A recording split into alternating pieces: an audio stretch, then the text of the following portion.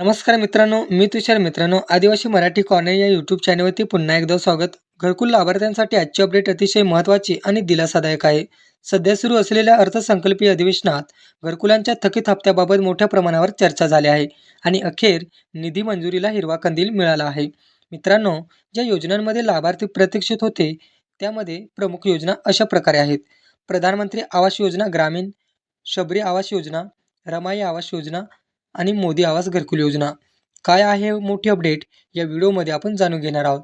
तर व्हिडिओ शेवटपर्यंत नक्की पहा आणि आपल्या चॅनलवरती नवीन असाल तर या चॅनलला सबस्क्राईब करायला विसरू नका. चला तर व्हिडिओ सुरू करूया.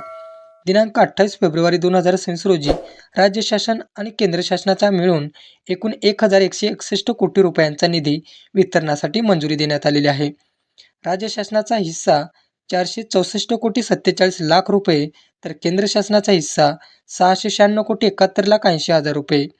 हा निधी पुढील बाबींसाठी वापरण्यात येणार आहे: पहिला हप्ता वितरण, दुसरा हप्ता वितरण, वाढीव 35,000 रुपयांचे अनुदान आणि फायनल घरकुल हप्ता. मित्रांनो, पैसे कधी मिळणार?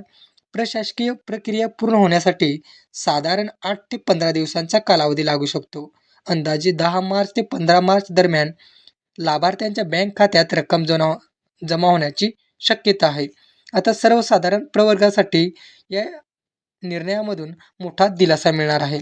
यापूर्वी अनुसूचित जाती, अनुसूचित जमाती व आदिवासी विकास विभागांतर्गत योजनांसाठी निधी वितरण झाला होता.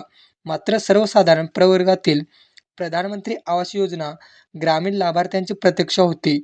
आता त्या प्रतीक्षेला पूर्णविराम मिळालेला आहे. मित्रांनो, ही माहिती अधिकृत जी.आर. नुसार आहे. कोणतीही अफवा किंवा अंदाजे नाही. तुम्ही घरकुल लाभार्थी असाल तर हा व्हिडिओ शेवटपर्यंत नक्की पहा आणि आपल्या गावातील इतर लाभार्थ्यापर्यंत ही माहिती शेअर करा. अशा शासन योजनांच्या खात्रीशीर आणि अधिकृत अपडेटसाठी आदिवासी मराठी कॉर्नर चॅनलला आताच सबस्क्राईब करा आणि बेल आयकॉन दाबायला विसरू नका, कारण अशीच पुढची अपडेट्स थेट तुमच्या मोबाईलवर येणार आहे. तत्पूर्वी धन्यवाद आणि जय हिंद, जय महाराष्ट्र.